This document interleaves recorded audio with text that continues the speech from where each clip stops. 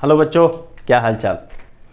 तो हमारा जो है जो टॉपिक चल रहा था वो था ऑफ कोर्स ऑप्टिक्स। हम लोग कर रहे थे कि आज का जो टॉपिक है वो होगा लेंस मेकर्स फार्मूला, जिसमें हम लेंस मेकर्स फार्मूला को इस्टेब्लिश करेंगे और किस किस केस में डिस्कस करेंगे। हम जो कॉन्वेक्स लेंस में होता है कि क्या लेंस मेकर्स फार्मूला है, फिर उसके बाद से जो हमारा कॉन्केव लेंस है उसमें फार्मूला क्या चीज़ है, फार्मूला कैसे होता है। फिर उसके बाद से एक बहुत ही इंटरेस्टिंग केस इसमें आता है, इसमें जो वेरियस केसेस है उसके बारे में डिस्कशन किया जाएगा। फिर उसके बाद से हमारा जो इसमें एक चीज़ ऐसा होता है कि if you emerged a lens into a liquid then what will happen with its focal length.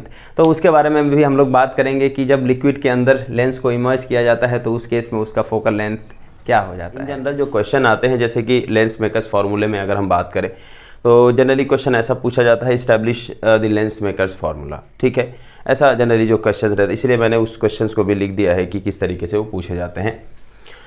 इसी के अंदर हम थोड़ा फाइंड आउट करने की कोशिश करेंगे कि ऑफ कोर्स वो लेंस मेकर्स फार्मूला क्या है, हमें उसका फोकल लेंथ ही निकालना है। ठीक है, फोकल लेंथ उसका लेंस का निकालना होता है।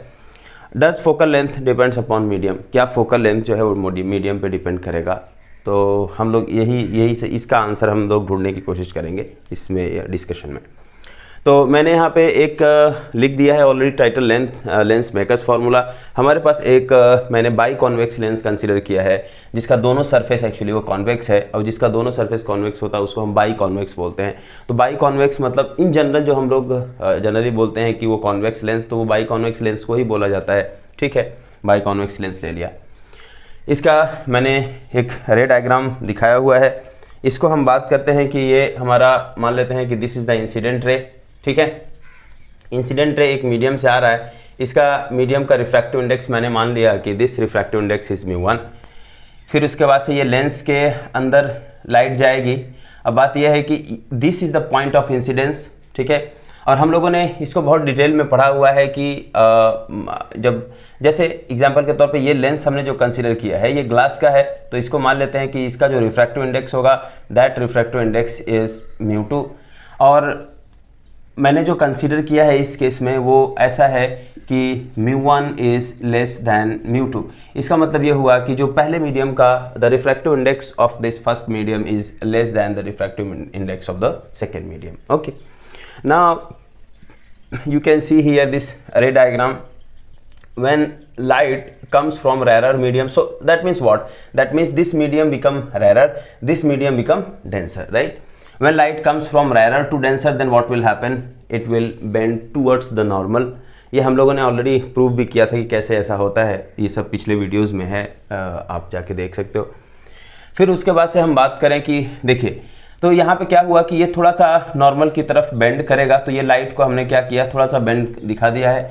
फिर उसके बाद से अगर ये सरफेस नहीं होता तो ये इसका इमेज एक्चुअली यहाँ पे जाके हमारा आई डैश पे कहीं पे बन जाता, लेकिन सरफेस होने की वजह से ये लाइट यहाँ से यहाँ तक तो जाएगी, और ये चूंकि होमोजेनियस मीडियम है तो इसीलिए इसके अंदर से तो लाइट का बेंड नहीं होगा, क्योंकि सारे के सारे जगह पे जो बेसिकली वो डेंसिटी है वो हमने सेम मान के रखा है, जो ऑप्टिकल डेंसिटी है वो सेम है। तो लाइट जो है जब यहाँ से रिफ्रैक्ट हुई तो ये पूरा का पूरा जो है एक ही डायरेक्शन में चला जाएगा up to this point. Of course जैसे n इसको मान लें और इसको हम m मान लें तो up to m actually light सीधी जाएगी। फिर इस पॉइंट m पे फिर एक और रिफ्रैक्शन मिलेगा, और उस रिफ्रैक्शन की वजह से हमारा लाइट जो है ये अवे फ्रॉम नॉर्मल बेंड होकर के एक फाइनल इमेज हमारा यहाँ पे आई पे बनाएगा। इनफैक्ट हमने बताया था कि देखिए कि इमेज बनाने के लिए एटलीस्ट हमें 2 रिफ्रैक्टेड रे चाहिए। तो पहला वाला तो रिफ्रैक्टेड रे ये मिल गया, लेकिन दूसरा वाला कौन सा होगा? दूसरा जो हो जाएगा कि एक रे ये मान लेंगे जो कि ऑप्टिकल सेंटर से होके जाएगी और ये बिना डेविएट किए निकल गई, तो ये हमारी एक रिफ्रैक्टेड रे, दूसरा ये, और यहाँ पे कट किया, so you will get the image. Okay, तो हमने यहाँ पे ऑफकोर्स μ1 जो है वो क्या है, ऑप्टिकली रेरर है। ठीक है, और μ2 क्या है, μ2 जो है हमारा μ1 इज ऑप्टिकली रेरर, μ2 जो है वो हमने क्या मान के क्या रखा है, ऑप्टिकली डेंसर माना है। ठीक है ना, ये हो गया हमारा। अब देखिए कि हमें यही लेंस मेकर्स फार्मूले को इस्टेब्लिश करना है। तो यहाँ पे एक चीज़ ध्यान में देना है कि लेंस मेकर्स फार्मूले का ऐसा कुछ डेरिवेशन नहीं है कि इसको हमें पूरा रिगरसली डिराइव करना पड़ेगा फार्मूला, ऐसा नहीं है। तो फिर कैसा है भाई? ऐसा है कि आप देख सकते हो कि ये जो लेंस है वो लेंस कितने स्फेरिकल सरफेस से मिलकर के बना हुआ है। पहले ये आप देखें तो आप यहाँ पे देख सकते हो कि लेंस जो है ये हमारा कितने स्फेरिकल सरफेस से मिलकर बना हुआ है। ये लेंस बना हुआ है एक हमारा ये वाला सरफेस जिसको आप मान लेते हैं S1 बोल रहे हो, और फिर एक दूसरा वाला सरफेस है and this is like this, दूसरा वाला सरफेस यही है ना, एक ये वाला सरफेस है और एक ये वाला सरफेस है। ये हो गया S1 और ये मान लेते हैं हमारा S2 सरफेस से मिलकर बना हुआ है। मतलब एक हमारे पास ये एक स्फेरिकल सरफेस होगा दूसरा, और इन दोनों को हमने क्या किया होगा, कॉम्बिनेशन। मतलब ऐसा आप ले सकते हो कि ये लेंस हमारा दो स्फेरिकल सरफेस है, मतलब ये जो लेंस है हमारा वो क्या हुआ, ये हमारा जो लेंस हुआ, ये lens is the combination of two spherical surface S1 and S2। तो एक स्फेरिकल सरफेस यहाँ है और दूसरा स्फेरिकल सरफेस यहाँ है, और इन दोनों को अगर हम ऐड कर दें तो हमारा लेंस बन गया नहीं बन गया। दो स्फेरिकल सरफेस है, एक ये है और एक ये स्फेरिकल सरफेस है, दोनों को मिला दिया, you will get the lens. ठीक है, ऐसा ही हुआ। तो ये हमारा S1 एंड S2 एक दो स्फेरिकल सरफेस है। इसका मतलब ऐसा हुआ कि इस लेंस का जो लेंस मेकर्स फार्मूला है या जो इसका जो फार्मूला है, उस फार्मूले को आप गेस कीजिए कैसे इस फार्मूले को निकाल सकते हैं कि हमारा दो स्फेरिकल सरफेस है, ये है और ये है। अगर हम इंडिविजुअली पहले इस स्फेरिकल सरफेस का एक जो फार्मूला होता है वो लिख दें, फिर उसके बाद से इस स्फेरिकल सरफेस का फार्मूला लिख दें और दोनों को हम क्या करें, ऐड कर दें, तो ऐड करने के बाद में जो फार्मूला आएगा वो किसका आएगा, ये लेंस का फार्मूला आएगा, मतलब लेंस मेकर्स का फार्मूला आएगा। क्यों? क्योंकि आपने इन दोनों स्फेरिकल सेल को जब ऐड किया तो आपको लेंस मिल गया, तो फिर उसके बाद से इनके फार्मूले को भी ऐड करेंगे तो हमारा क्या मिल जाना चाहिए, वो जो लेंस का फार्मूला है वो मिल जाना चाहिए। ठीक है, तो हम इनफैक्ट इसमें यही चीज़ करने वाले हैं। तो हमारा क्या होगा,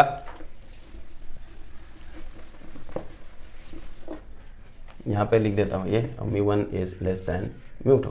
और मैंने ओके, तो एक चीज़ करेंगे, मान लेते हैं कि ये हमारा सरफेस S1 है and this surface is S1 and S2। तो पहले एक चीज़ लिखें कि रिफ्रैक्शन फार्मूला फॉर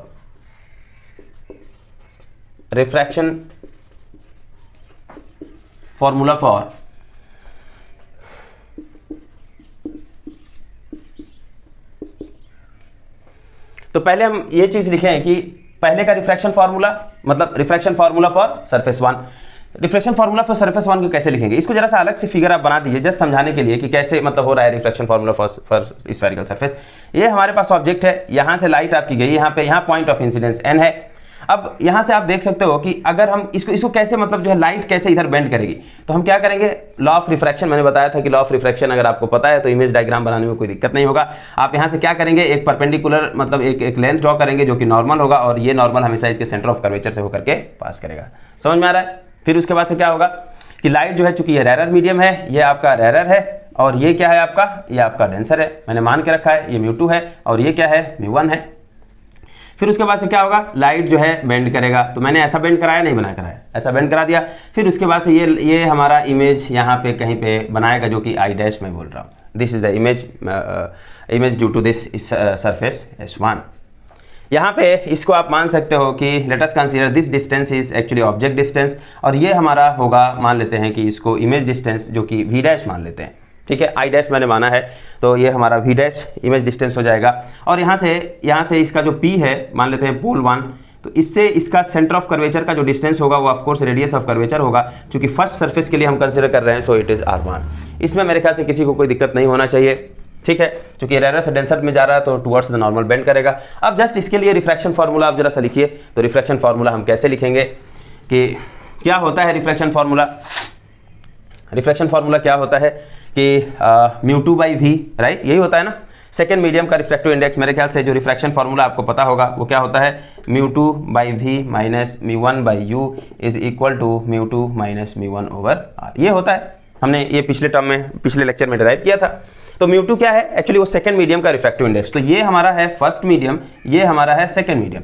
तो सेकंड मीडियम का refractive index divided by image distance. So what is second medium का refractive index, it is μ2 divided by image distance, so it is V dash.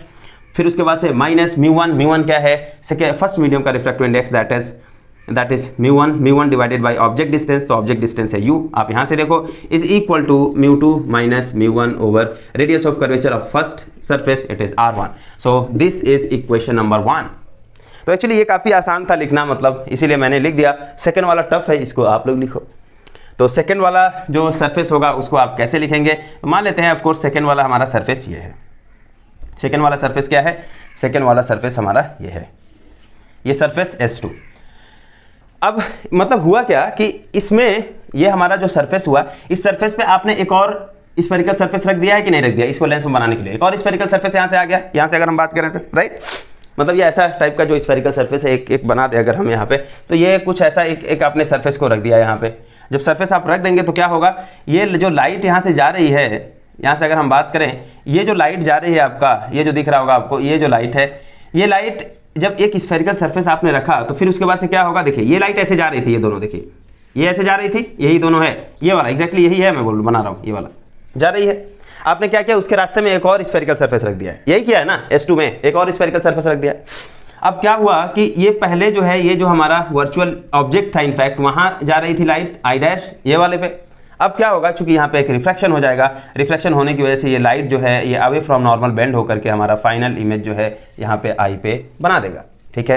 अच्छा, इसको कैसे ड्रॉ करेंगे, ऑफ कोर्स इस point पे हम एक नॉर्मल ड्रॉ करेंगे और वो जो नॉर्मल होगा वो नॉर्मल यहाँ से कहीं से होकर जाएगा, जिसको आप C2 बोल सकते हो, इसको मान लेते हैं P2। तो C2 और P2 का जो डिस्टेंस होगा उसको हम R2 मान सकते हैं, जो हमारा radius of curvature of second surface S2, ठीक है।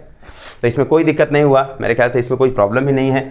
उसके बाद से यहाँ से इसका जो डिस्टेंस हुआ वो ऑलरेडी इसको हमने V डैश मान के रखा है और इस डिस्टेंस को हमने क्या मान के रखा है, V मान लेते हैं। जो फाइनल जो डिस्टेंस है वो हमारा V है, यानी कि यहाँ से यहाँ तक का जो डिस्टेंस है वो U है, यहाँ से यहाँ तक का जो डिस्टेंस है वो V है और यहाँ से यहाँ तक का जो डिस्टेंस है उसको हमने माना है वो V डैश है।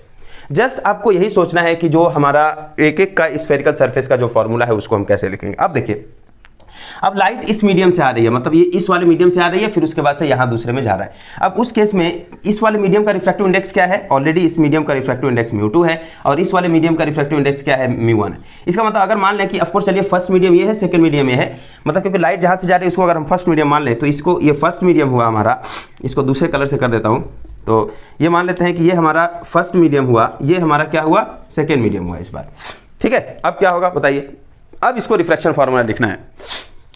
तो रिफ्रैक्शन फार्मूला लिखते हुए एक बात का ध्यान देना है कि ये जो μ2 होता है वो किसका होता है, सेकंड मीडियम का रिफ्रैक्टिव इंडेक्स है।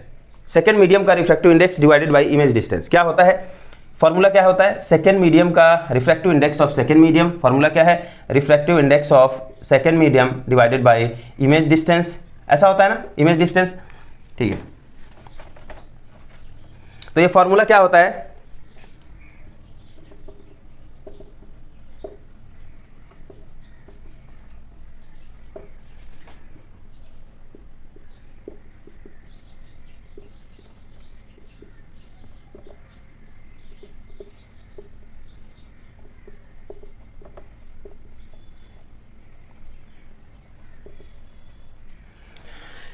तो ये जो फॉर्मूला होता है वो एक्चुअली यही है, refractive index of second medium divided by image distance minus refractive index of first medium divided by object distance is equal to refractive index of second medium minus refractive index of first medium divided by radius of curvature, ठीक है। अब इसको कैसे करेंगे, just इसी पे रख देना है। फर्स्ट मीडियम का रिफ्रैक्टिव इंडेक्स यहाँ पे उल्टा है, फर्स्ट मीडियम का रिफ्रैक्टिव इंडेक्स μ2 है, सेकंड मीडियम का रिफ्रैक्टिव इंडेक्स μ1 है। अब क्या करेंगे, तो फॉर्मूला रखिए जरा, सेकेंड मीडियम का रिफ्रैक्टिव इंडेक्स जो कि एक्चुअली μ1 के बराबर है, जरा देखिए, डिवाइडेड बाय इमेज डिस्टेंस, और इमेज जो है मतलब फाइनल इमेज की बात कर रहा है तो फाइनल इमेज एक्चुअली वो V है, minus refractive index of first medium, और फर्स्ट मीडियम का जो रिफ्रैक्टिव, क्योंकि इस बार ग्लास से एयर में लाइट जा रही है, अगर हमने इसको एयर मान लिया और इसको हमने ग्लास मान लिया, उस केस में बात कर रहा हूँ, और इसमें ये जो मीडियम है वो भी एयर ही है, ठीक है। तो फिर उसके बाद से क्या हो जाएगा, refractive index of first medium, और फर्स्ट मीडियम का जो रिफ्रैक्टिव इंडेक्स है वो क्या है, μ2 डिवाइडेड बाय ऑब्जेक्ट डिस्टेंस। दूसरे वाले सरफेस के लिए जो आपका I डैश जो इमेज पहले वाले सरफेस से बना था वो अब ऑब्जेक्ट का काम करेगा, जो कि हमारा उसका डिस्टेंस यहाँ पे दिया गया है कि वो V डैश है, इज इक्वल टू, जस्ट उस फॉर्मूले से मैं देख रहा हूँ, सेकंड मीडियम का रिफ्रैक्टिव इंडेक्स एक्चुअली जो μ1 है माइनस फर्स्ट मीडियम का रिफ्रैक्टिव इंडेक्स जो कि μ2 है डिवाइडेड बाय R2, ये हमारा हुआ सेकेंड सरफेस का refractive index, I mean second surface के लिए जो स्फेरिकल जो रिफ्रैक्शन फार्मूला होता है वो, ठीक है। अब क्या करेंगे, देखिए इन दोनों का तो इंडिविजुअली लिख दिया, चलिए अब क्या होगा, मैंने बताया था कि this lens can be considered as a combination of two spherical surfaces. तो दो स्फेरिकल सरफेस के लिए तो आपने लिख दिया। अब क्या करेंगे, अगर इनको कैसे बनाना कैसे है लेंस को, so this lens is considered as a combination of this plus this, इसी को जस्ट हमने ऐड कर दिया, इसी को जस्ट हम ऐड कर देंगे तो क्या होगा, एडिंग बोथ, ये हम अगर हम ऐड कर देंगे एडिंग बोथ इक्वेशन, तो क्या मिलेगा आपको यहाँ पे,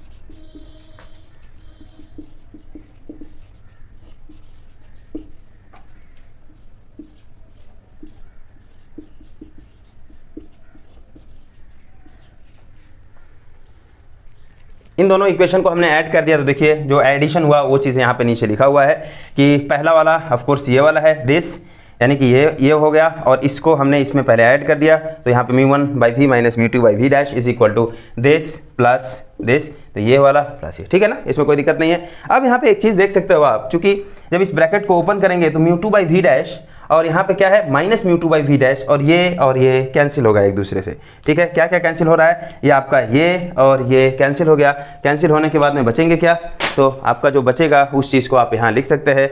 वो क्या बचेगा, वो होगा μ1/v minus μ1/u is equal to, यहाँ से एक चीज़ कर सकते हैं μ2 माइनस μ1, इन दोनों में से कॉमन कर सकते हैं। कॉमन करेंगे तो यहाँ पे बचेगा 1/r1।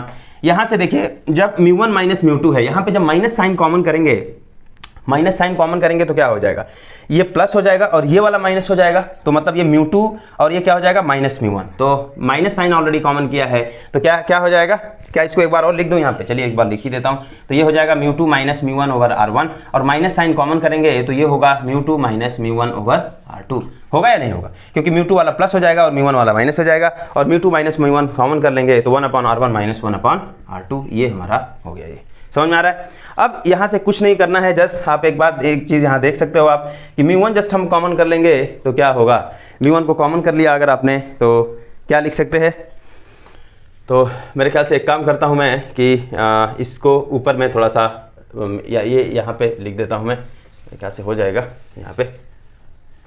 तो मैं इसको थोड़ा दूसरे कलर से लिख देता हूँ। μ1 जरा सा कॉमन करेंगे, so μ1 1/v minus 1/u is equal to μ2 minus μ1।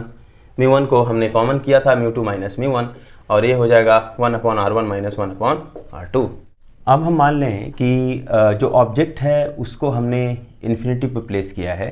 तो अगर ऑब्जेक्ट को इन्फिनिटी पे प्लेस करें तो मतलब हमने कंसीडर किया कि consider object is placed at infinity, that is u is equal to infinity. इसका मतलब ये हो जाएगा कि जो इमेज कहाँ पे बनेगा, फिर इमेज एक्चुअली बनेगा हमारा सेकंड फोकस पे। तो इसका मतलब जो v हो जाएगा वो किसके बराबर हो जाएगा, तो v is equal to f के बराबर हो जाएगा, एक्चुअली वो f2 होगा। जस्ट इसकी वैल्यू अगर हम यहाँ पे रख दें तो ये इक्वेशन क्या हो जाएगा, और अगर हम μ1 को भी इधर ट्रांसफ़र कर दें तो क्या होगा कि 1/f इज इक्वल टू 1/, ये क्या हो जाएगा इक्वेशन, 1/v की जगह पे f रख दें और इसको हमने 1/∞ रख दिया, और ये हो जाएगा आपका μ2 माइनस μ1 डिवाइडेड बाई μ1, और ये हो जाएगा आपका 1/r1 माइनस 1/r2। समझ में आ रहा नहीं यार। तो ये हमारी वैल्यू हो गई। फिर अब हम क्या करेंगे, अब इस चीज़ को ज़रा सा हम अब ये क्या हो जाएगा, क्योंकि 1/∞ ये आपका क्या हो गया कि 1/∞ आपका ये 0 हो गया, तो इस चीज़ को हम हटा सकते हैं। तो इसका मतलब जो 1/f होगा वो किसके बराबर हो गया, μ2 minus μ1 divided by μ1 1/r1 minus 1/r2। तो ये अभी हम जस्ट इसको थोड़ा सा हम मिटा दे रहे हैं। तो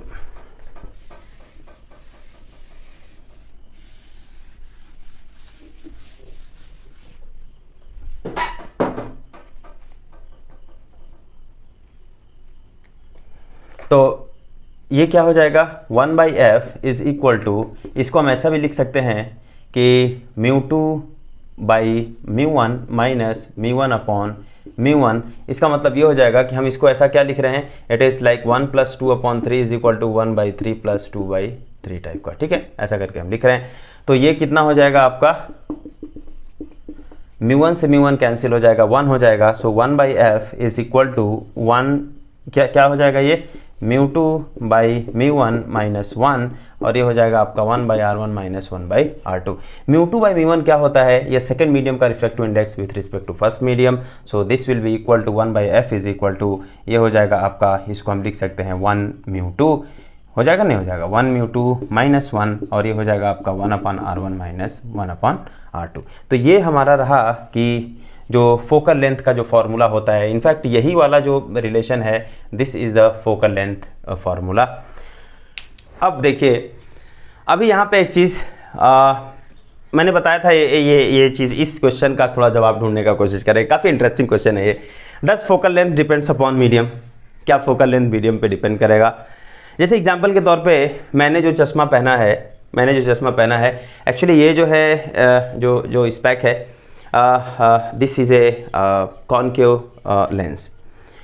एक्चुअली इसका पावर जो है मैं बोल सकता हूँ, मतलब ये पावर इट इज़ ऑलमोस्ट -3। तो अगर इसका पावर -3 है, माइनस क्या रिप्रेजेंट करता है? माइनस रिप्रेजेंट करता है आपका कि इसका जो लेंस का जो बिहेवियर है वो कैसा है। तो ये कॉनकेव लेंस है, ठीक है ना, माइनस रिप्रेजेंट करता है इसी चीज़ को। अब यहाँ से बात ये हो गई कि क्या जो मैं इसका ऑफ कोर्स, चलिए मतलब पावर के बारे में चूंकि मैंने बात नहीं किया है, तो जस्ट इसका फोकल लेंथ भी कुछ ना कुछ तो होगा ही होगा। मान लेते हैं कि अगर फोकल लेंथ जो है मतलब 30 सेंटीमीटर 40 सेंटीमीटर जो भी है, इसका फोकल लेंथ कुछ ना कुछ तो होगा, ठीक है। यही बोल रहा हूँ कि अगर जब मैं जस्ट आपको पूछूंगा कि ये जो लेंस है, मेरे पास दूसरा भी चश्मा है, ये वाला है, तो अगर हम बात करें इस लेंस का जो फोकल लेंथ है, इस लेंस का जो इसमें जो लगा हुआ है, इसका फोकल लेंथ 30 सेंटीमीटर मान लेते हैं। क्या कोई आपसे अगर पूछेगा इस लेंस का जो फोकल लेंथ है वो 30 सेंटीमीटर है, क्या ये हमेशा सेम ही रहेगा? जैसे एग्जांपल के तौर पे इसको मैंने एक काम कर दिया, मैंने इसको पानी के अंदर डाल दिया, इस लेंस को पानी के अंदर डाल दिया। पानी के अंदर डालने पे अब मैं पूछूं क्या इसका जो फोकल लेंथ है वो उतना ही था जितना आप पहले बोल रहे थे 30? क्या उतना ही होगा? ये उसी टाइप, उसी का आंसर यहाँ पे चीज़ है। यहाँ पे एक्चुअली मैं उसी की बात कर रहा था कि लेंस का जब हम फोकल लेंथ की बात करते हैं कि लेंस का जो फोकल लेंथ है वो 30 सेंटीमीटर है, 40 सेंटीमीटर है, तो इन जनरल क्या होता है कि वो एयर के रिस्पेक्ट में हम बात करते हैं। एयर के रिस्पेक्ट में एक्चुअली उसका फोकल लेंथ इतना है।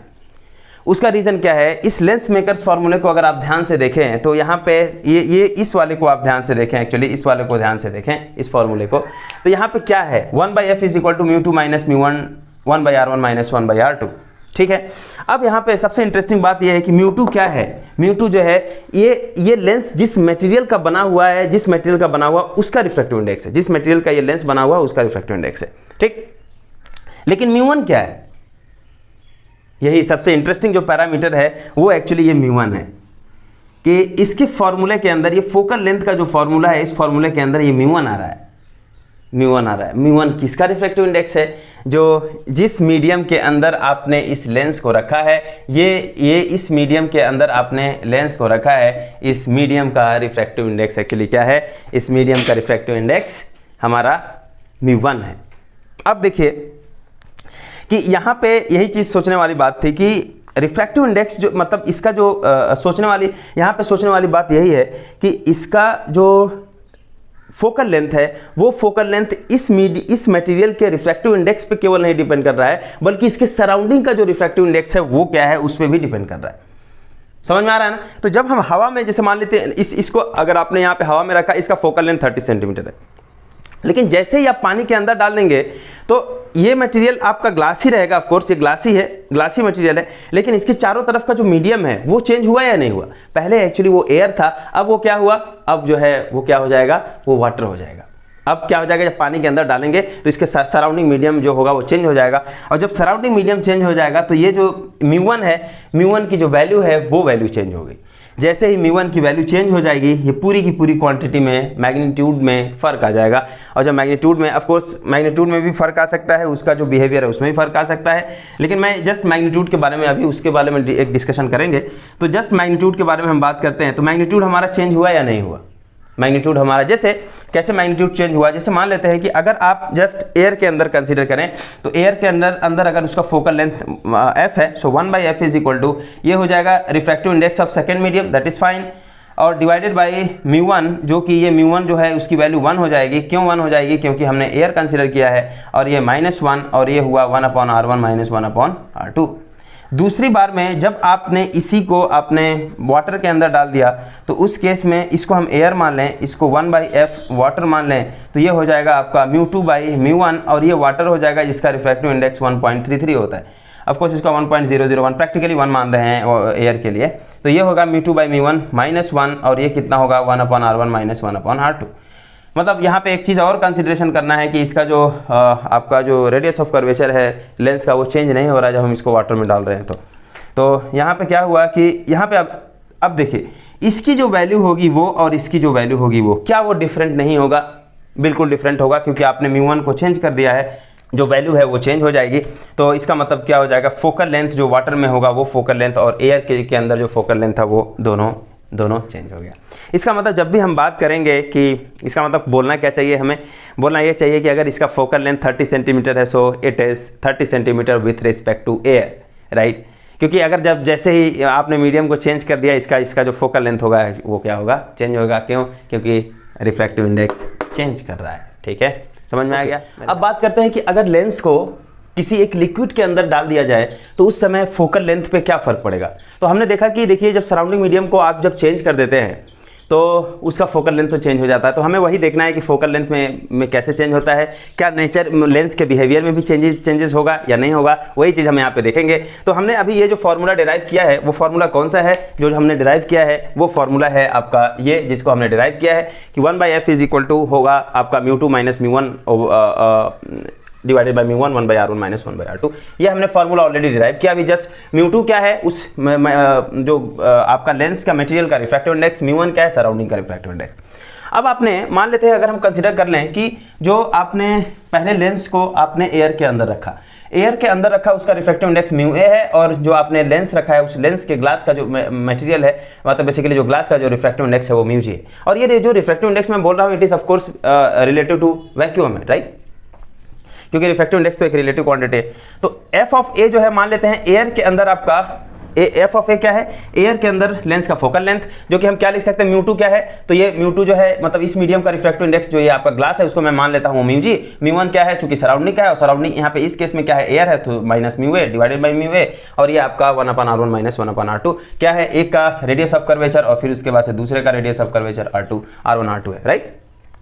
उसके बाद से when it is dipped into a liquid, और उस लिक्विड का अगर रिफ्रैक्टिव इंडेक्स μl है, तो मतलब ये सेकंड केस है, आप देख सकते हैं ये वाला हमारा फर्स्ट केस था, ये हमारा सेकंड केस है। उस केस में यानी कि लिक्विड के अंदर अपने इस लेंस को डुबो दिया, फिर क्या होगा, this will be equal to μg, of course glass का जो मटेरियल है उसका रिफ्रैक्टिव इंडेक्स तो वही है, माइनस μl, यानी कि सराउंडिंग मीडियम का बस चेंज हो गया रिफ्रैक्टिव इंडेक्स। अब जहाँ पे पहले μa था अब हो गया वो μl डिवाइडेड बाई μl, और ये हमारा सेम रहेगा। लेकिन यहाँ पे भी एक अप्रॉक्सीमेशन है, ये है कि लेंस को हमने जिस लिक्विड के अंदर डाला है, लिक्विड के अंदर डालने से उस लेंस का रेडियस ऑफ कर्वेचर पे कोई फर्क नहीं पड़ रहा है। ये बहुत इंटरेस्टिंग बात है, ठीक है ना।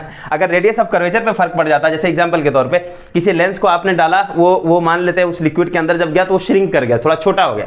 अगर लेंस श्रिंक कर जाएगा तो फिर उसके बाद से या एक्सपैंड कर जाएगा तो उस समय उसका रेडियस ऑफ कर्वेचर जो होगा वो भी चेंज हो जाएगा, फिर आप उस केस में नहीं बोल सकते हो। तो यहाँ से इक्वेशन 1 से इक्वेशन 2 में आने में एक अप्रॉक्सीमेशन है कि आपका जो रेडियस ऑफ कर्वेचर है वो चेंज नहीं हो रहा है, ठीक है। तो इस बात को हमेशा ध्यान में रखेंगे। फिर उसके बाद से क्या होगा, equation 1 divided by equation 2, equation 1 को इक्वेशन 2 में हम डिवाइड कर देंगे। तो आप देखिए 1/fa divided by 1/fl, this ये पूरी की पूरी जो क्वांटिटी है दिस डिवाइडेड बाई हमारा ये हो जाएगा, और हमने यहाँ पे लिखा। तो लिखने के बाद में हमारा कुछ μg माइनस μa, मेरे ख्याल से कोई इसमें दिक्कत नहीं है। फिर उसके बाद से ये इससे कैंसिल हो गया, मतलब ये अप्रॉक्सीमेशन की वजह से ही कैंसिल हुआ कि दोनों का जो रेडियस ऑफ कर्वेचर है वो चेंज नहीं हो रहा है। तो यहाँ पे क्या करेंगे, अब यहाँ पे हमने क्या किया देखिए। फिर जब आपने एक चीज़ किया, हाँ, कि आपने ये कंसिडर किया कि जो एयर है, एयर का जो रिफ्रैक्टिव इंडेक्स अगर उसको हम 1 मान लें, एयर का रिफ्रैक्टिव इंडेक्स अगर हम 1 मान लें, तो इसके जगह पे हम μa की जगह पे क्या लिख सकते हैं, μa बिकम 1, और यहाँ पे μa जो होगा 1 के बराबर हो जाएगा। और जब इसको हम ऊपर लेके जाएंगे तो यहाँ पे एक मिसिंग टर्म है μg माइनस μa, और μa को हम एक काम करते हैं, इसको 1 कर देते हैं, divided by μg minus μl, ये हो जाएगा μg माइनस μl। लेकिन एक टर्म और है जो कि μl यहाँ पर भी रहेगा और यहाँ पे हमारा μl रहेगा, राइट, और बाकी सब तो कैंसिल हो गया। तो FL मतलब ये जो लिक्विड के अंदर रिफ्रैक्टिव इंडेक्स था, आई मीन लिक्विड के अंदर जो फोकल लेंथ था, that is equal to F of A को उधर मल्टीप्लाई कर देंगे तो ये होगा μg minus 1 μg minus μl into of course into यहाँ पे μl होगा इंटू एफ ऑफ ए होगा। सो अब आप देख सकते हो कि कैसे फोकल लेंथ जो है ये चेंज कर गया है अगर आप लिक्विड के अंदर इंसर्ट करते हो उसको। तो यहाँ पे बहुत ही अब यहाँ से हम बात करेंगे कि ये हमारे पास एक फॉर्मूला निकला कि जब आप उसको लिक्विड के अंदर आपने डाला तो फिर उसके बाद अब यहाँ से बात करेंगे कि कितना चेंज हो रहा है और कैसे चेंज हो रहा है, ठीक है ना, मतलब और उसके नेचर पे, बिहेवियर पे क्या फ़र्क पड़ेगा। तो ये रहा एक डेरिवेशन की FL जो है मतलब एयर के अंदर अगर उसका जो फोकल लेंथ है वो एफ ए है, तो लिक्विड के अंदर फोकल लेंथ कितना हो जाएगा। तो यहाँ पे इस फॉर्मूले को यहाँ पे ऊपर में हम थोड़ा सा लिख करके फिर डिस्कस करते हैं, ठीक है। जो हमने नीचे फार्मूला डिराइव किया था उसको जस्ट हमने यहाँ पे लिख दिया है। अब डिस्कस करते हैं कि क्या होगा जब उसके लिक्विड के अंदर आपने डाला तो ये जो फोकल लेंथ है लेंस का वो कैसे चेंज हो जाएगा। अभी देखिए इसमें कितना केसेस हो सकता है और क्या क्या, मतलब यहाँ पे जस्ट सोचना यही है कि क्या हो सकता है। Focal length of F A को आप ऐसे ही मान लीजिए, जो ठीक है एयर में अगर वो कॉन्वेक्स लेंस था, मतलब एयर के अंदर लेट अस कंसीडर उसका फोकल लेंथ जो है वो +20 सेंटीमीटर है, ऐसा मान लेते हैं। Late us consider focal length is like this, मतलब एयर के अंदर वो जो है ऐसा है कि वो कॉन्वेक्स लेंस है, ऐसा उसका फोकल लेंथ है। जब ग्लास के अंदर आपने डाला वहाँ पे क्या होगा, वहाँ पे क्या होगा, यानी कि जो आपका म्यूजी है, जस्ट यहाँ पे देखें न्यूमरेटर को जरा सा देखें कि म्यूजी -1 जो होगा वो क्या होगा, म्यूजी -1 क्या होगा। म्यूजी की वैल्यू हमेशा 1 से बड़ी ही होगी, इसका मतलब ये जो क्वांटिटी होगा वो हमेशा 0 से बड़ा ही होगा, राइट, होगा या नहीं होगा, 0 से बड़ा ही होगा। मतलब ये जो क्वांटिटी है एक्चुअली ये, मतलब ये जो म्यूजी -1 वाला जो क्वांटिटी है ये हमेशा पॉजिटिव होगा या नहीं होगा। तो पॉजिटिव क्वांटिटी ये हो गई और इसमें से म्यूएल से मल्टीप्लाई किया गया है, तो म्यूजी -1 मतलब ये होगा कि म्यूजी -1 इंटू म्यूएल, ये पॉजिटिव क्वांटिटी होगी कि नहीं होगी, यानी कि म्यूजी -1 इंटू म्यूएल जो होगा वो आपका एक पॉजिटिव क्वांटिटी हुआ। सारा का सारा जो दारोमदार है एक्चुअली इस डिनोमिनेटर पे आ जाता है और ये आ जाता है कि जब म्यूजी माइनस म्यूएल जो होगा वो क्या होगा, ये वैल्यूज़ पे पूरा का पूरा लिक्विड के अंदर फोकल लेंथ डिपेंड कर जाएगा। यहाँ पे कितने केसेस राइज हो सकते हैं, तो पहला जो केस है मान लेते हैं कि फर्स्ट केस में अगर हम बात करें कि व्हेन म्यूजी इज ग्रेटर दैन म्यूएल, तो क्या होगा। दूसरा केस क्या हो सकता है, दूसरा केस यहाँ पे लिख देते हैं, दूसरा केस हम यहाँ पे लिख देते हैं।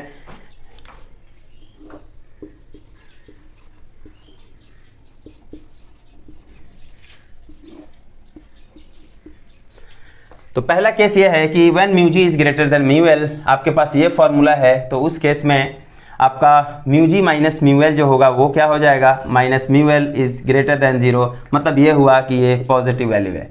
पॉजिटिव वैल्यू रिप्रेजेंट करने का मतलब क्या हुआ कि ये नीचे वाला डिनोमिनेटर पॉजिटिव, ऊपर वाला पॉजिटिव है, इसका मतलब जो एफ होगा, एफ जो लिक्विड के अंदर जो आपका जो फॉर्मूला लिक्विड के अंदर जो फोकल लेंथ होगा लेंस का, ऑफ कोर्स वो थोड़ा चेंज होके कुछ यहाँ पे मैग्नीट्यूड वैल्यू आएगी, मतलब कुछ न्यूमेरिकल वैल्यू आएगा और into focal length of this F A. लेकिन वो सबसे इंटरेस्टिंग बात ये है कि ये जो मैग्नीट्यूड का वैल्यू आएगा वो पॉजिटिव वैल्यू है, वो पॉजिटिव, तो positive value multiplied by F of A वो आपका लेंस के बिहेवियर को चेंज नहीं करेगा। जैसे एग्जांपल के तौर पे अगर लेंस हवा के अंदर वो कॉन्वेक्स की तरह एक कन्वर्जिंग लेंस की तरह बिहेव कर रहा था, उसमें आपने जस्ट एक पॉजिटिव नंबर से मल्टीप्लाई किया। जैसे एग्जांपल के तौर पे ये positive number late us consider 2 आ गया, मान लेते हैं कि 2 आ गया, ऑफ कोर्स +2 आ गया, तो +2 मल्टीप्लाइड बाय हमने माना था कि वो 20 सेंटीमीटर है, तो +20, तो मल्टीप्लाई करेंगे तो कितना होगा, +40 आ जाएगा, राइट। तो फोकल लेंथ हमारा जो of course focal length change हो गया है, लेकिन बात हम ये कर रहे हैं कि क्या लेंस के बिहेवियर में चेंज आया है क्या।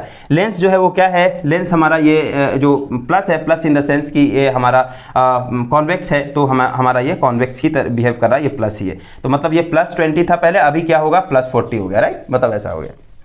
अब बात करते हैं कि जो हमारा दूसरा वाला केस है कि व्हेन म्यूजी इज लेस देन म्यूएल, जब म्यूजी की वैल्यू म्यूएल से छोटी होगी, तो यहाँ पे म्यूजी माइनस म्यूएल जो होगा वो लेस देन 0 होगा या नहीं होगा। लेस देन 0 क्या रिप्रेजेंट कर रहा है, it is negative, so mu g minus mu l जो होगा वो हमारा एक्चुअली नेगेटिव वैल्यू होगा। ये सबसे इंटरेस्टिंग बात है कि क्या नेगेटिव वैल्यू होने के बाद क्या होगा, यानी कि ये देखिए ये म्यूजी -1 इंटू म्यूएल ये पॉजिटिव क्वांटिटी है और आपने नीचे नेगेटिव क्वांटिटी से डिवाइड किया है, इसका मतलब पूरी की पूरी जो क्वांटिटी होगी वो नेगेटिव आ जाएगी या नहीं आ जाएगी। इसका मतलब एफ ऑफ एल जो हुआ that is equal to some negative number multiplied by F of A. अब आप देखें कि एक निगेटिव नंबर से, जैसे मान लेते हैं, अब यही एग्जांपल में अगर हम बात करें, इसको समझने की कोशिश करें, तो निगेटिव नंबर है, मान लेते हैं वो निगेटिव नंबर -4 आ गया, मान लेते हैं ऐसे ही कुछ आएगा, निगेटिव नंबर -4 आ गया, फिर उसके बाद से आपने लेंस का जो फोकल लेंथ माना हुआ है वो +20 सेंटीमीटर माना हुआ है, तो ये +20 आप रख दो यहाँ पे, तो ये वैल्यू कितनी हो गई, -80 सेंटीमीटर हो गई और ये फोकल लेंथ हुआ। इसमें कोई हैरानी की बात नहीं है कि ये जो फोकल लेंथ है वो 80 सेंटीमीटर हो गया, पहले 20 था अब 80 होगा, ठीक है, कोई बात नहीं, चेंज तो हो जाएगा, चेंज हो जाएगा, उसमें बड़ी बात नहीं है। लेकिन सबसे बड़ा जो मसला है वो क्या है कि ये प्लस था, पहले लेंस का जो फोकल लेंथ था वो प्लस में था, अभी लेंस का जो फोकल लेंथ था वो माइनस में हो गया है। माइनस क्या रिप्रेजेंट करता है, माइनस रिप्रेजेंट करता है डाइवर्जिंग लेंस को, या जिसको हम कॉन्केव लेंस बोलते हैं, यानी कि लिक्विड के अंदर जब हमने लेंस को डाला तो वो क्या हुआ, अचानक से वो कॉन्केव बन गया। मतलब क्या ऐसा हुआ होगा क्या कि जैसे कि मतलब हवा के अंदर, मतलब एयर के अंदर वो उसका जो लेंस था वो ऐसा था, राइट, मतलब वो कॉन्वेक्स करके था, लेकिन जैसे ही हमने उसको लिक्विड के अंदर डाला तो क्या ऐसा बन गया, वो कॉन्केव बन गया, राइट। मतलब ऐसा हुआ होगा कि एयर के अंदर वो लेंस ऐसा है, जब आपने उसको लिक्विड के अंदर डाला तो क्या ऐसा बन गया, और फिर हवा में फिर से निकालेंगे तो फिर से ये हो जाएगा। नहीं, ऐसा नहीं है। यानी कि लेंस के एक्चुअली स्ट्रक्चर पे कुछ चेंज नहीं हो रहा है। लेंस का जो स्ट्रक्चर है इनफैक्ट वही है, हवा के अंदर जो ये लेंस था एग्जैक्टली वही है। जब आप इसको लिक्विड के अंदर आप रख देते हैं तब क्या हो जाता है, लिक्विड के अंदर भी यही रहता है। मतलब स्ट्रक्चर चेंज नहीं होता है, लेकिन इसका बिहेवियर चेंज हो जाएगा। मैटर एक्चुअली वही करता है कि बिहेवियर देखो आप, वो प्लस था मतलब कॉन्वेक्स था या कन्वर्जिंग लेंस था, अभी वो क्या हो गया है, एक डाइवर्जिंग लेंस हो गया। ठीक है, तो ये चीज़ करना है। और तीसरा वाला जो सबसे इंपॉर्टेंट बात है वो क्या है, अभी इसका डायग्राम हम यहाँ पे समझ लेंगे कि मतलब यहाँ पे मैं डायग्राम बना दूंगा कि कैसे इसका मीनिंग क्या हुआ। पहले तीनों केस में हम बात कर लेते हैं। थर्ड केस जो है वो सबसे इंटरेस्टिंग है, उसको इनविजिबल केस भी बोला जाता है। उसको हम क्या बोलते हैं, it is a invisible case. ठीक है, तो इनविजिबल केस क्या है भाई, केस ये है कि अगर कहीं खुदा न खास्ता म्यू जी की वैल्यू अगर म्यू एल के बराबर हो गई तो उस केस में क्या होगा, उस केस में होगा कि म्यू जी जो होगा minus mu l that is equal to 0। इसका मतलब ये डिनोमिनेटर 0 हो गया।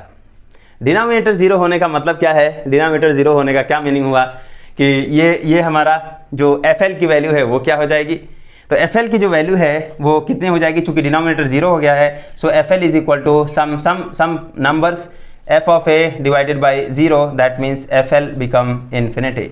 मतलब बहुत ज़्यादा उसका फोकल लेंथ हो गया, मतलब वो फोकल लेंथ इनफाइनाइट हो गया। मतलब क्या है इनफाइनाइट होने का, ये किसका इनफाइनाइट होता है फोकल लेंथ, ये सिंपल जो हमारा ग्लास प्लेट होता है एक्चुअली उसका जो फोकल लेंथ है वो इनफाइनाइट हो जाता है। ठीक है, सिंपल एक ग्लास प्लेट है उसका।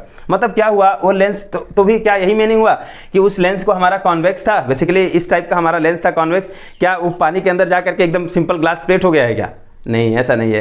बेसिकली बिहेवियर चेंज हो गया, फिर से सिंपल ग्लास प्लेट हुआ। मतलब ये हुआ कि वो लाइट को अब जो डाइवर्जिंग और कन्वर्जिंग करने की प्रॉपर्टी थी अब वो खत्म हो गई उसके अंदर से, राइट। तो वो लेंस क्या होगा, तो वो क्या हुआ, मतलब हुआ क्या यहाँ पे, इसके इनविजिबल केस क्यों बोलते हैं फिर, तो यहाँ से हम बात करते हैं। जो पहला वाला केस था हमारा, पहला वाला जो केस था उसमें ऐसा हुआ कि लेंस जो है वो आपने लिक्विड के अंदर डाला, लेंस आपने लिक्विड के अंदर डाला, यहाँ पे आपका यहाँ पे क्या था, mu g is greater than mu l. तो इस केस में क्या होगा कि ये हमारा कन्वर्जिंग नेचर ही शो करेगा, मतलब जो हवा के अंदर लेंस था एक्चुअली एग्जैक्टली वही चीज़ शो करेगा हमारा यहाँ पर भी।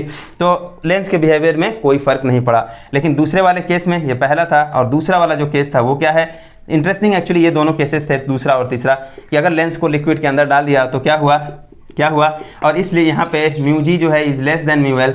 तो उस केस में क्या हो जाएगा कि ये आपका एक डाइवर्जिंग लेंस की तरह बिहेव करेगा। मतलब क्या हुआ कि लेंस के स्ट्रक्चर में कोई चेंज नहीं आएगा, लेंस का स्ट्रक्चर वैसा ही रहेगा, लेकिन क्या हुआ, अब बिहेवियर चेंज हो गया, मतलब ये एक डाइवर्जिंग लेंस की तरह बिहेव कर रहा है। तो थर्ड वाले केस में हुआ, अगर लेंस को ऐसे लिक्विड के अंदर डाल दिया जाए जिसमें वो refractive index mu g is equal to mu l हो जाए, उस केस में क्या हो जाएगा, उस केस में ये हमारा लाइट सीधा चला जाएगा, क्योंकि ये सिंपल ग्लास प्लेट की तरह। मतलब ऐसा हुआ लाइट को भी दिखाई नहीं दे रहा है कि बेसिकली वो उसके रास्ते में क्या रखा हुआ है, राइट। यहाँ पे यही तो बात हुई, लाइट को भी दिखाई नहीं दे रहा है कि इसके रास्ते में क्या हुआ। तो इसी को मैजिशियन लोग यही सब यूज़ करते हैं कि एक किसी बोलते हैं कि ठीक है, एक ग्लास को लिया, देखो ये ग्लास है, उसको एक लिक्विड के अंदर डाल दिया, बोला कि ये देखो मतलब जो है गायब हो गया। तो हम लोग समझते हैं यार ये तो गायब हो गया कैसे। तो नेक्स्ट टाइम से अगर कोई ऐसा आपके सामने करता है तो डायरेक्ट बोल देना है कि इसमें कोई बहुत बड़ी चीज़ नहीं है, ऑलरेडी हमने पढ़ के रखा है कि दोनों का रिफ्रैक्टिव इंडेक्स सेम होता है। गायब करना है तुमको तो इसको गायब करके दिखाओ, ये दे दो, इसको गायब करो तो जाने, राइट। तो ये हमारा थर्ड वाला केस हो गया। ओके, तो होपफुली ये चीज़ें आपको समझ में आया होगा। तो जनरली जस्ट एक पॉइंट पे मैं बात करता हूँ कि जैसे हम क्लास 10 में जो डेफिनेशन लेंस का पढ़े हुए थे, लेंस का डेफिनेशन हमने एक चीज़ पढ़ा था कि जो कॉन्वेक्स लेंस होता है, कॉन्वेक्स जनरली मतलब हम लोगों ने भी पढ़ा था ऐसे ही कि कॉन्वेक्स लेंस को मतलब जो है टच करने से बीच में मोटा महसूस होता है, किनारे पे पतला होता है। कॉन्केव लेंस में बीच में पतला महसूस होता है और किनारे पे मोटा महसूस होता है।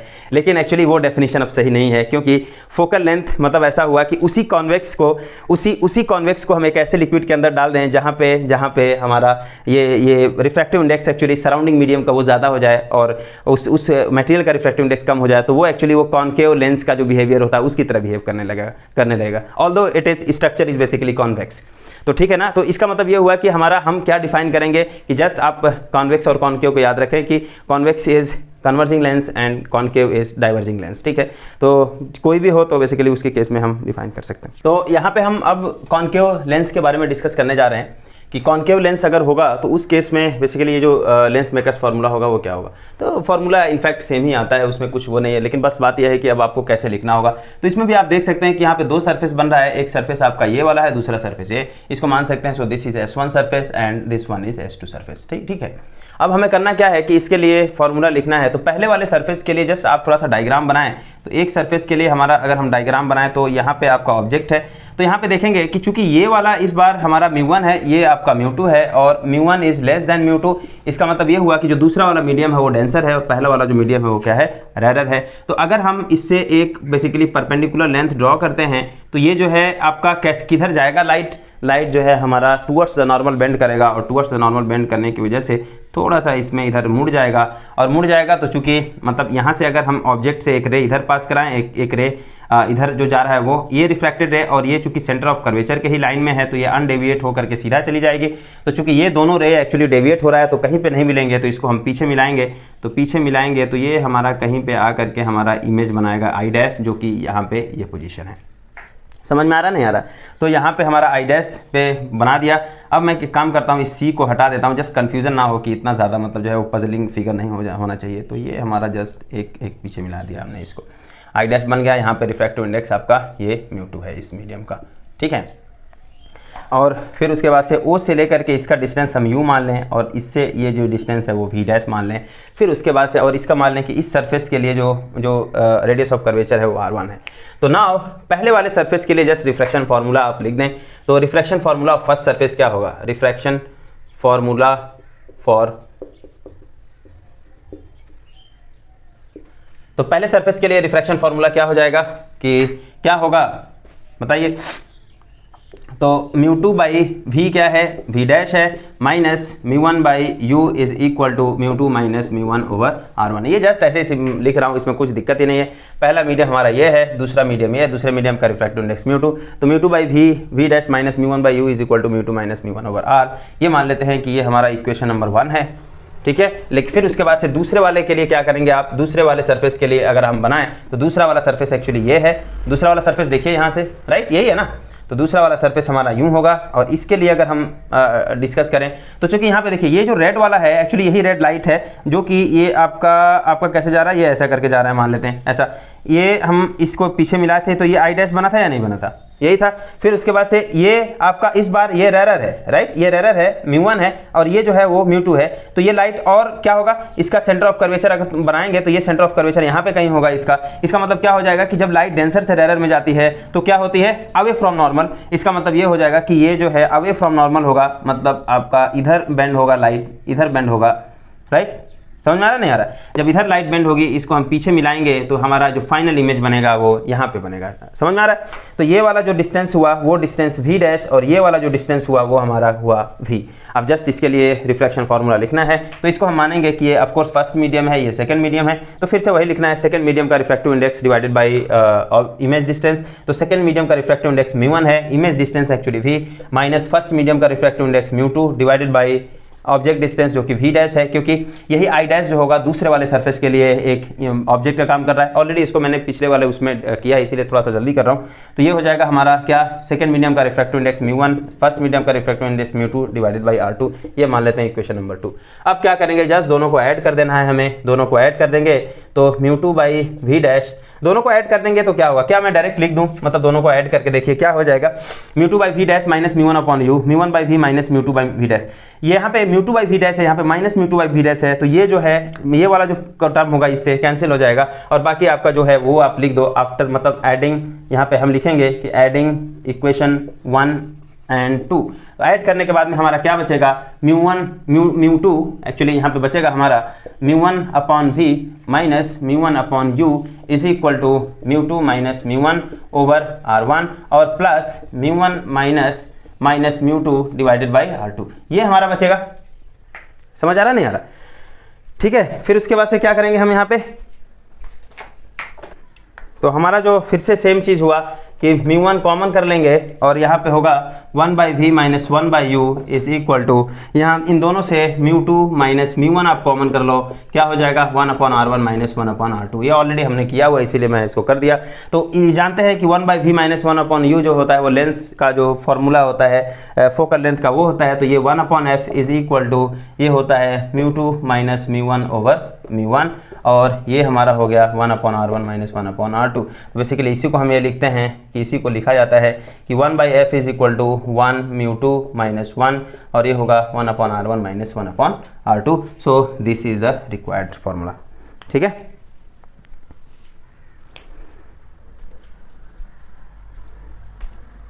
तो यहाँ पे फोकल लेंथ के लिए फॉर्मूला ये है। अच्छा, जस्ट एक बात पे आप ध्यान दीजिए कि इसको लेंस मेकर्स फॉर्मूला काहे बोला जाता है, मतलब what is the why it is a lens makers formula.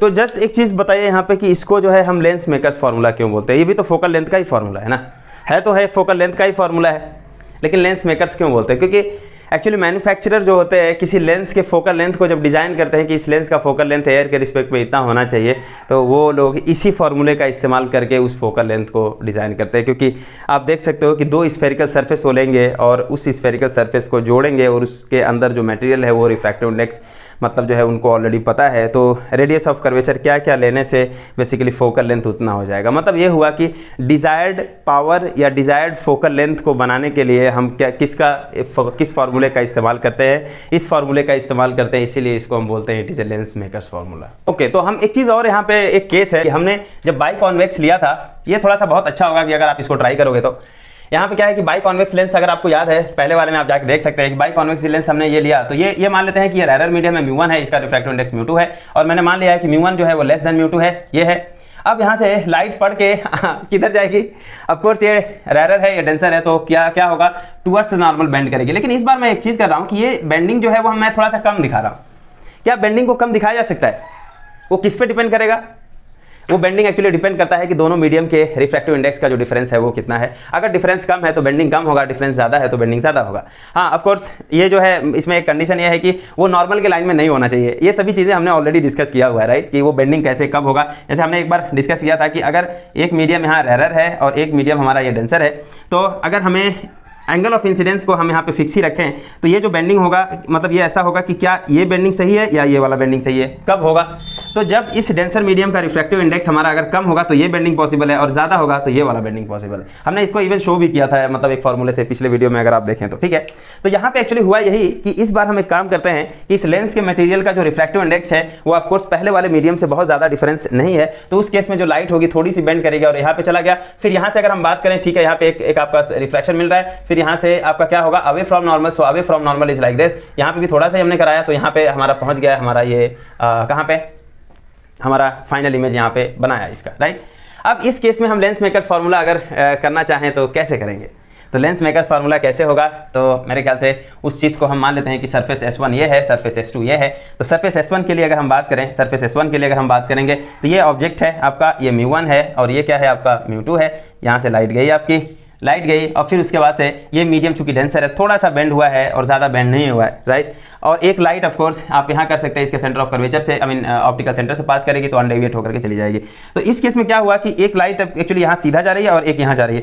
तो ये क्या हुआ, ये एक रिफ्रैक्टेड रे, ये भी एक रिफ्रैक्टेड रे है, दोनों डाइवर्स कर रहा है नहीं कर रहा है। जब दोनों डाइवर्स करेगा तो हम उसको पीछे मिलाएंगे तो हमारा जो पीछे मिलाने के बाद में इसका जो मतलब अगर हम मान लें कि यहाँ पे कहीं पे इसका हमारा मतलब यहाँ पे मुझे लग रहा है कि और थोड़ा सा पीछे मिलाना पड़ेगा। तो मान लेते हैं कि यहाँ पे हमारा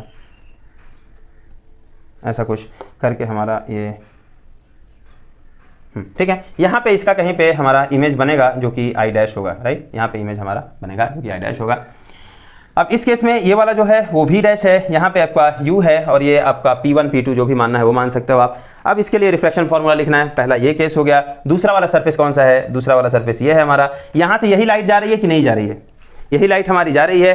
ये ये वाली लाइट एक्चुअली इधर जा रही है, जो यही लाइट है। फिर उसके बाद से आफ्टर रिफ्रैक्शन ये हमारा इधर जा रहा है, जो कि हमारा ये आई पे मिल रहा है, और ये वाला जो है हमारा क्या हो रहा है, ये आई डैश वाला जो पॉइंट है वो, इस बार जो रिफ्रैक्टिव इंडेक्स है वो है μ2 और यहाँ पे जो रिफ्रैक्टिव इंडेक्स है वो μ1, ठीक है। तो और इसका ऑफ कोर्स जो रेडियस ऑफ कर्वेचर है वो r2 मान लो, इसका रेडियस ऑफ कर्वेचर हम r1 मान ले रहे हैं। तो क्या इस केस में हम फॉर्मूला लिख सकते हैं या नहीं लिख सकते हैं, जस्ट मैं उसको ठीक है लिख ही देता हूँ मैं। इस केस में अगर हम फॉर्मूला, अगर कोई किसी को खुद से लिखना है, इस वीडियो को पॉज करके फिर से आप खुद से लिख दीजिए और लिखने के बाद में फिर से आंसर को मैच करा लीजिए आप, देखिए कैसे होगा कि ये हमारा फर्स्ट मीडियम, ये हमारा सेकंड मीडियम। इसके लिए अगर हम लिखेंगे तो क्या हो जाएगा, जस्ट फॉर्मूला वही रहेगा। सेकंड मीडियम का refractive index it is μ2 divided by image distance that is v dash minus μ1 divided by u is equal to μ2 minus μ1 over r1। ये पहला वाला हो गया हमारा। लेकिन दूसरा वाला कैसे करेंगे, दूसरा वाला क्या होगा कि अब आप देखेंगे तो फर्स्ट मीडियम एक्चुअली यहाँ पे ये है, दूसरा वाला मीडियम ये है, लेकिन दूसरे वाले मीडियम का जो रिफ्रैक्टिव इंडेक्स है वो μ1 है। तो ये हुआ फॉर फर्स्ट सरफेस S1 के लिए, ये फॉर्मूला S1 के लिए हो गया। और फिर फॉर S2 सरफेस के लिए क्या होगा, सेकंड मीडियम का refractive index divided by image distance that is v minus first medium का that is μ2 divided by v dash is equal to μ1 minus μ2 over r2। होगा या नहीं होगा, ठीक है। अब जस्ट इसको आप ऐड कर देंगे तो मेरे ख्याल से आपको एग्जैक्टली सेम फार्मूला मिल जाएगा जो हम लोगों ने वो चीज़ किया था कि 1/f is equal to 1 μ2 minus 1 upon r1 minus 1 upon r2, ठीक है ना। ये फार्मूला हमें मिल जाएगा, जस्ट इसको आप ऐड कर दीजिएगा। ओके, ये हमारा हो गया लेंस मेकर्स फार्मूला। अगर आपको याद होगा कि हमने एक जो लेंस मेकर्स फार्मूला लिखा था वो क्या चीज़ था, पहले डिराइव करते हुए लास्ट का जो स्टेप था एक्चुअली कुछ ऐसा करके था, 1/v minus 1/u is equal to μ2 minus μ1 divided by μ1 1 upon r1 minus 1 upon r2। ये था या नहीं था, अभी जस्ट हमने ऑफ कोर्स इसी की जगह पर हमने एक कंसिडर किया था, माना था कि ये जो है आपका फोकल लेंथ यहाँ पे हो जाता है, ये u is equal to infinity. Just आप कॉपी में पीछे पलटिए, आपको मिल जाएगा ये चीज़। अभी यहाँ पे क्या है कि एक्चुअली यहाँ पे आप देख सकते हैं कि ये बहुत इंटरेस्टिंग बात है कि जैसे फर्स्ट फोकल और सेकंड फोकल का बेसिकली एक दूसरे में जो रिलेशन होता है वो क्या होता है यहाँ पे, मतलब काफ़ी इंटरेस्टिंग चीज़ है ये, इसको जानना चाहिए। अभी आप देखें कि आपके पास एक लेंस है, एक्चुअली लेंस में हमेशा दो फोकस होता है, एक आपका जो प्राइमरी फोकस होता है, इस साइड प्राइमरी फोकस होता है और इस साइड आपका सेकेंडरी फोकस होता है। और ये दोनों एक्चुअली आपका जो फोकल लेंथ है, अगर ये दोनों का बेसिकली जो मीडियम है वो सेम है तो फोकल लेंथ हमें जो होते हैं वो सेम होते हैं। अभी जस्ट हम देखेंगे कि जो फर्स्ट फोकल लेंथ का मतलब ये हुआ ऑप्टिकल सेंटर से इसका जो डिस्टेंस होगा वो फर्स्ट फोकल लेंथ होगा और इसका जो डिस्टेंस होगा वो सेकेंड फोकल लेंथ होगा।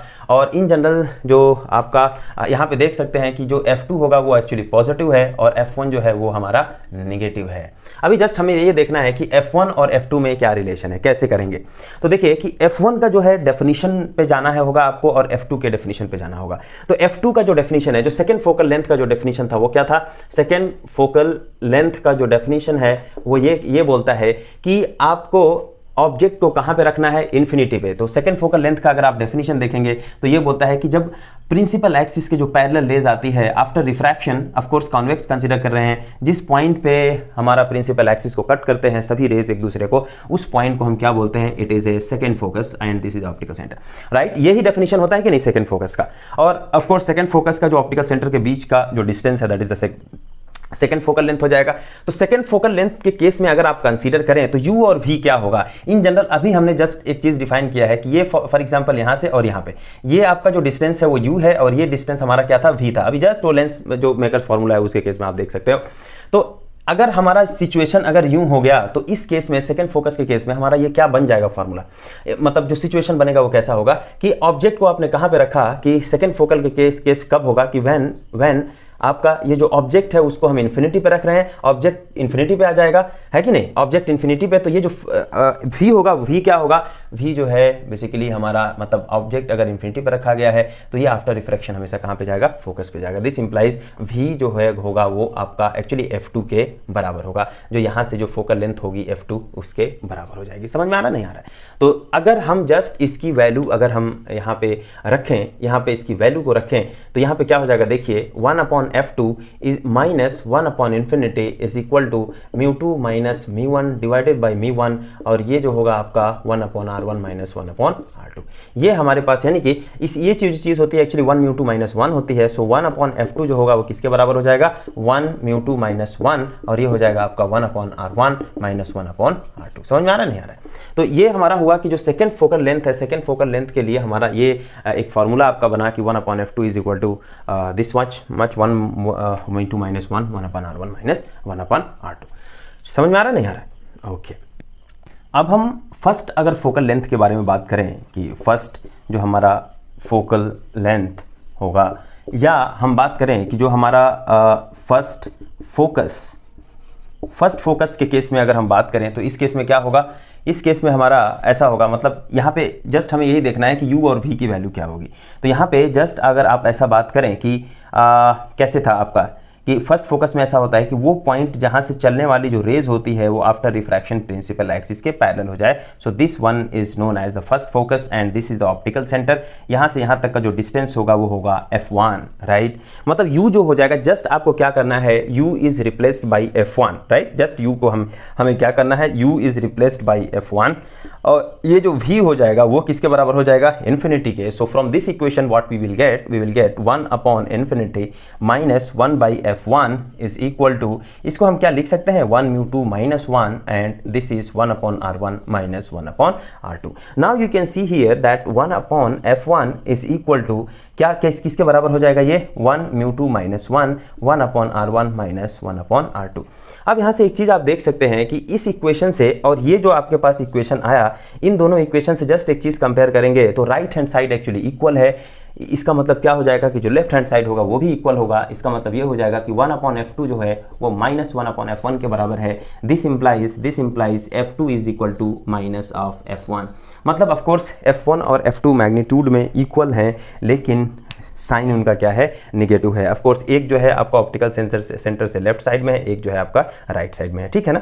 तो ये हमारा हो गया कि जो फर्स्ट फोकल लेंथ है और सेकंड फोकल लेंथ में क्या रिलेशन है आपका, यहाँ से आपका मिल गया है कि F2 is equal to minus F1। यहाँ सबसे इंटरेस्टिंग बात ये है कि ये जो फर्स्ट फोकल लेंथ जो होता है और सेकंड फोकल लेंथ, ये मैग्नीट्यूड में इक्वल होते हैं, ठीक है। मैग्नीट्यूड में इक्वल होते हैं, लेकिन कब मैग्नीट्यूड में डिफरेंट होगा, जस्ट मुझे इस क्वेश्चन का जवाब आप दीजिए कि ये मैग्नीट्यूड में जो है इसमें इक्वल कब होगा। क्या इस केस में इक्वल हो सकता है जब अगर लेंस को, जैसे एग्जांपल के तौर पे अगर आपने ऐसे कर दिया कि इसका जो रेडियस ऑफ कर्वेचर है वो चेंज्ड है। जैसे एग्जांपल के तौर पे अगर हम ऐसा मान लें, ये हमारे पास एक लेंस है, इसमें आप देख सकते हैं कि ये एक्चुअली बड़ा वाला रेडियस ऑफ कर्वेचर होगा। इसका रेडियस मान लेते हैं कि इसका रेडियस मान लेते हैं R1, इसका रेडियस R2, तो of course R1 is greater then R2 is greater then होगा, R2 is greater then R1। तो क्या इस केस में इसका जो F1 और F2 होगा वो चेंज्ड हो जाएगा, या फिर उसके बाद अगर चेंज नहीं होगा तो क्यों नहीं चेंज होगा। और दूसरा क्वेश्चन ये है कि किस केस में आपका F1 और F2 फर्स्ट फोकल लेंथ और सेकंड फोकल लेंथ चेंज हो जाता है, ये आप प्लीज़ मुझे बताइएगा।